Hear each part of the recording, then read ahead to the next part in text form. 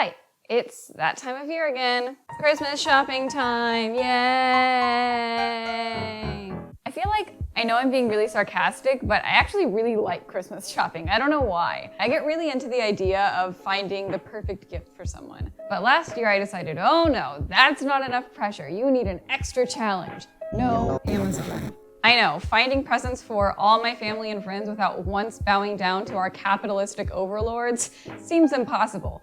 But actually, once I figured out a few key strategies, it wasn't as bad as it sounds. Now, before people go into the comments and say, oh, so I'm a terrible person because I shop at Amazon, guess I'm just the scum of the earth, then thanks a lot.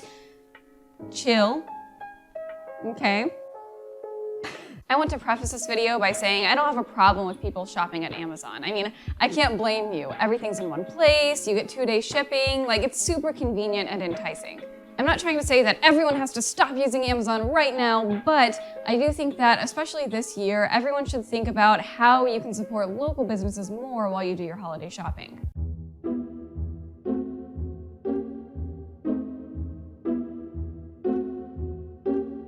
So before I get into how I avoided Amazon last year, let's start by talking about why. I think at this point everyone knows about Amazon's terrible business practices, and that was a huge motivator for me. But this was also about changing the way I did my holiday shopping and my shopping in general. I mean, when I was an undergrad, I would buy so many things on Amazon, pretty much anything I wanted. I want a party, pink macaroons and a million balloons and performing baboons and... I don't even really know why, because it's more convenient to go to the store instead of having to wait 2 days for something to show up. But for whatever reason, I would get most things from Amazon.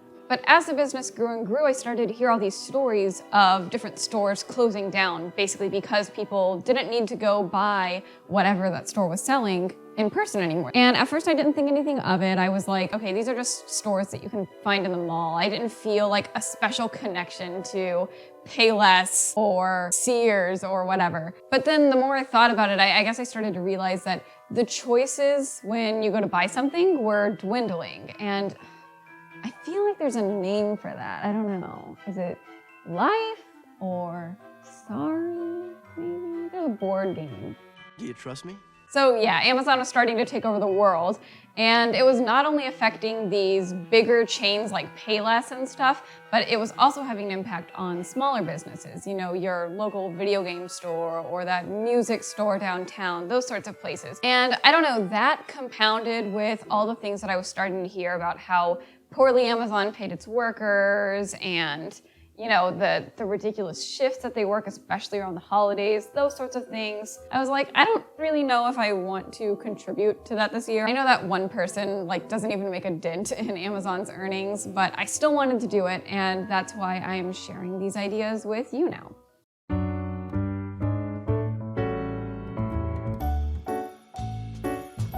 So now that we've talked a little bit about my motivation for going Amazon free, let's take a look at how I went about doing it. Way back in June, someone shared this really useful post from Shop Thoughtful's Instagram page. And even though I didn't have this resource when I was sort of starting to do my Amazon free stuff, they explain things really well. So I'm gonna be referencing this post a little bit. My first tip is one that I still use a lot. And again, this post explains it better than I could. And that is use Amazon as a directory, not as a buying tool. Basically, this means once you have an idea of what you want, or you can even use Amazon to help you come up with ideas, but once you find, okay, here's the thing that I want, you can look at it on Amazon, you can have an idea of the price and the color and the brand, all those details. And once you find that information, go to Google and look up that specific product with the brand name. Or you can even add the ISBN or the SKU or whatever the product number is that's normally on the barcode when you buy something. And Amazon will probably be the first Google result because they pay lots of money for that. But if you keep scrolling, very often you can find the retailer who sells that product and you can buy from them directly. Amazon doesn't take as much of a cut from them, and sometimes you even get a lower price. Not always, but sometimes. I've had some rough experiences with this because some retailers don't sell their products directly. They sell through other stores. So what I do in that case is I find a local business and ask if I can buy the product through them. For example, I know from working in bookstores that a lot of the times there are books that aren't offered on a bookstore's website, but if you call in and ask, they will be more than happy to order for you. Another tip that this list gives is to find the Amazon alternatives in your area. And these can be things like Target, Bed Bath & Beyond, Lowe's, like, you know, just spreading the money out a little bit instead of just giving it all to Amazon. But what I'm trying to do more this year especially is, you know, if I want something for my camera, I try to find a local camera store. If I want books, instead of going to Barnes & Noble, I'm trying to use local bookstores instead. My brothers are big on board games, so instead of buying those from Amazon or just from, I almost said Hastings. Remember Hastings?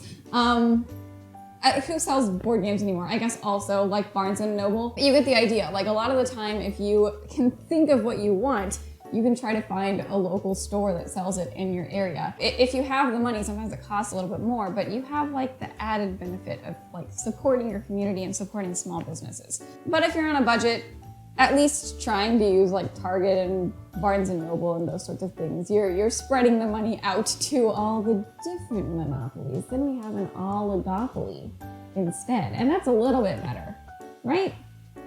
This post also talks about finding online alternatives. It talks about a lot of these like subscription services, because this is not so much focused on getting people gifts. It's more about like your everyday life, like getting dog food and stuff. You can get someone a Chewy subscription as a gift, I guess, but like that's not what I'm talking about. When I think of Amazon alternatives, I think more of eBay, Etsy, those sorts of things. I know that eBay has kind of a reputation for being like scammy, so you know, I'm not gonna spend like half this video telling you how not to get scammed on eBay, but basically, you know, make sure that they have good reviews from lots of different people who don't all seem like bots. Try to pick someone who has a good return policy. Normally, if they're near your area, that normally means they're a little bit more reliable. But really, I've never had a problem with eBay, and I like knowing that my money is going like to the person who's selling the thing, and it's just kind of, I don't know, it feels like a yard sale. And Etsy I really, really like, especially for my friends who are really into different fandoms. You can find so much great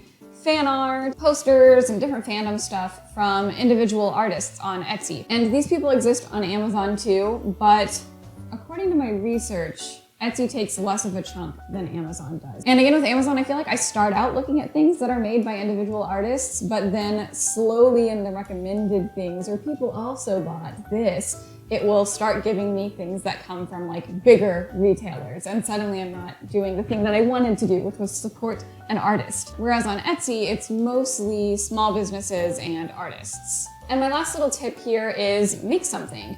If you're good at knitting or art, if you can make music, whatever your creative outlet is, use that to your advantage while you're thinking of your present ideas. I feel like people think that, oh, this is a bad gift because I'm not having to spend a lot on it, but like you spend your time, and maybe it's just me, but I appreciate that a lot when I get a gift when I can tell that someone really put time into a gift. They actively thought of me many times while they worked on the gift. I'm like, that is very sweet. I don't know, I think it's kind of an imposter syndrome thing. If you're the one making a gift, you're like, oh, this is a bad gift, it's cheap. But like when you receive it, it feels really good. A lot of my favorite presents are the ones that people have made for me. Like here, I'll show you.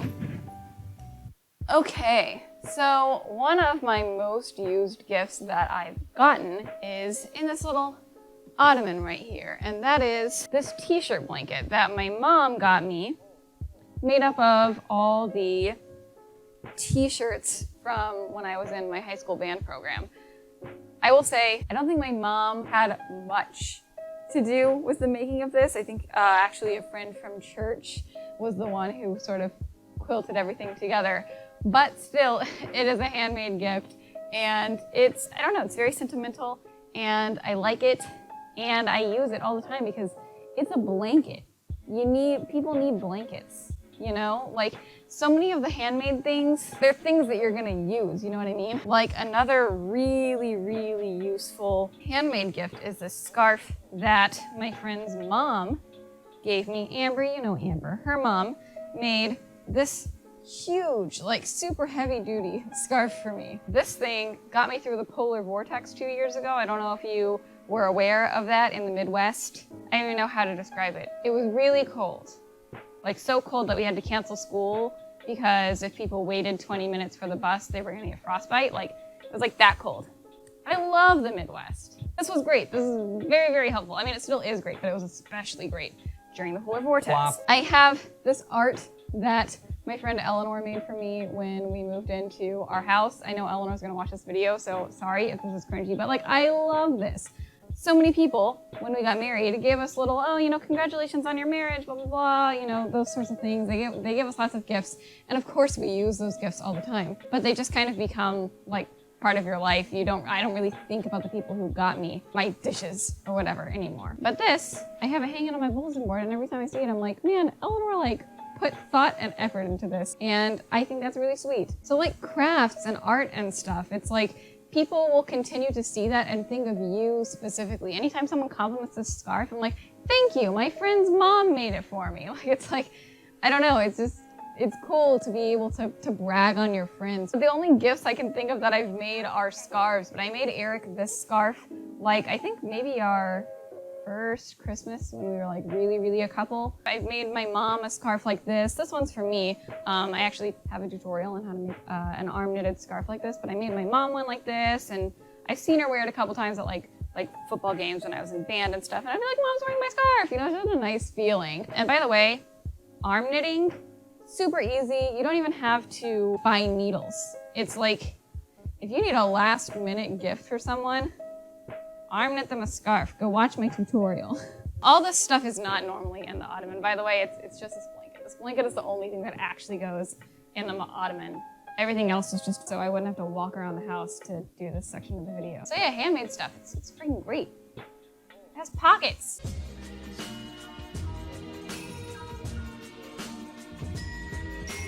So even with these Amazon avoiding strategies in mind, there definitely are some challenges when you take this approach for holiday shopping. I think the biggest one is that you have to plan ahead a little bit more. I remember before I sort of ditched Amazon, I would wait like right until the last minute to get some people Christmas presents because I knew that I could get 2-day shipping. So like it really didn't matter to me. That doesn't really work when you're trying not to use Amazon. So instead you have to really think about what gifts you want to get early on and then start ordering those pretty early because they can take a long time to arrive. Like if you're ordering from eBay or Etsy, the shipping often isn't as good.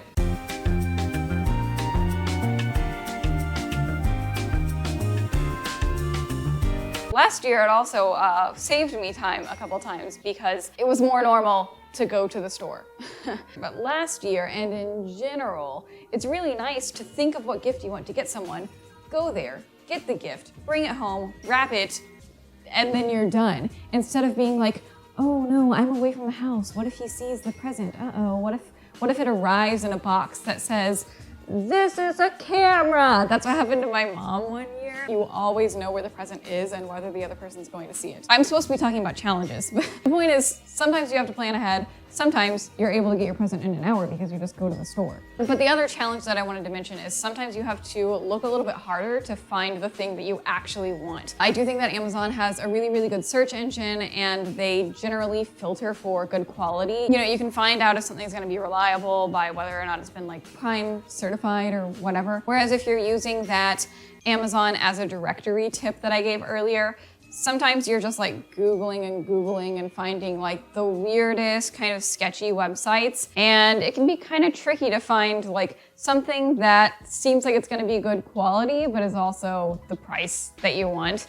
Again, I've always wound up finding something that meets my needs, but it can take a little bit more digging than it takes to just search something on Amazon quickly.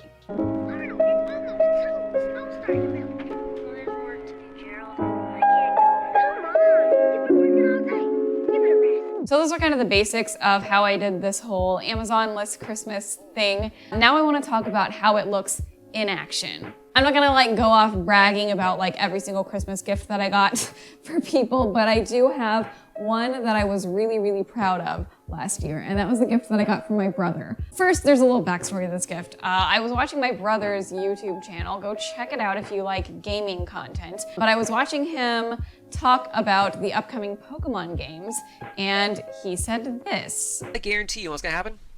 People are gonna buy this game. People are gonna get mad that's not as good as they wanted it to be, and they're gonna sell it on eBay and protest. And I'm gonna snatch it up, and it's I'll buy it used for $60 if I have to, but I'm not giving Game Freak my money on this one. I played the Octopath Traveler demo. back like last summer, and I loved it. I was super. I told myself, I'm buying this game day one, and then next thing I know, 2 weeks went by. I'm like, do I really still want it? I mean, I kind of do. Maybe I'll wait for a sale. And that's it. That's how it happened. I've never looked back. I never got to play Octopath Traveler. And I just had the greatest idea of all time, I think. I don't know. Is anyone else in one of those families where people get a lot of video games? So you try to get someone a video game, but hide the fact that it's a video game by like putting it in a shoebox or putting it in, taking out the game cartridge and putting it in a smaller box. And it's like you try to hide that it's a video game. This year, I was like, okay, I'm gonna make it very, very obvious that my gift is a video game. But when he opens it, it's gonna look like it's Pokemon Sword, but it's actually Octopath Traveler. So anyway, I was very, very proud of this gift. But how did I get it without using Amazon? This one's pretty obvious, I think. I thought about what other stores sell video games. It's like, seriously, so many gifts are like, okay, you don't have to get that from Amazon, like, Best Buy sells that too. So I went to Best Buy because I think Eric had some sort of discount from having worked there recently. And I got Octopath Traveler from there, brought it home, and then just on my own, I found the art from the Pokemon Sword box, printed it off, cut off all the white, shoved it in there, and there you go. I was very proud of that gift. Maybe a more interesting example was the gift that I got for Eric, because his gift was like 3 gifts. First, I got him a cloak hoodie from Markiplier's cloak line. He had really, really been wanting some cloak merch. And I think YouTuber merch is a way of supporting small businesses that people don't really think about. But a lot of YouTubers are small businesses. I mean, some of them are big businesses, but most of the YouTubers I watch are pretty small businesses, and they have, editors and stuff to pay, and they get a lot of their revenue from merch. So I got him a cloak hoodie, and then I also got him 2 things that had broken for him that year, so they weren't that special, but it was something, to show like, oh, I was thinking, I remembered that the thing in your car that holds up a phone, like you put it on the windshield and it holds your phone, I remembered that your thing broke. So I got him one of those, and I got him a coffee grinder. And okay, a phone holder thing and a coffee grinder are so easy to just get on Amazon. But again, I just sat there for like 5 minutes and I went, where else could I possibly get a coffee grinder? Bed Bath & Beyond. Where else could I possibly get a phone holder? Maybe Target. And that's what I did. And, I was happy with that. Again, I was happy that I was spreading my money around and not just giving it all to Amazon. However, one thing that I would definitely do differently this year is instead of just going to Best Buy, Bed Bath & Beyond, and Target, I would maybe try to find someone who sells video games locally. Or maybe a local cell phone store might have the thing that does the sticky, what do you call those things? A car mount. They might sell car mounts, But yeah, that's definitely something that I'm gonna try to change even more this year, is supporting local businesses, small businesses, and also, of course, I'm gonna try not to go shop in person as much because, pandemic.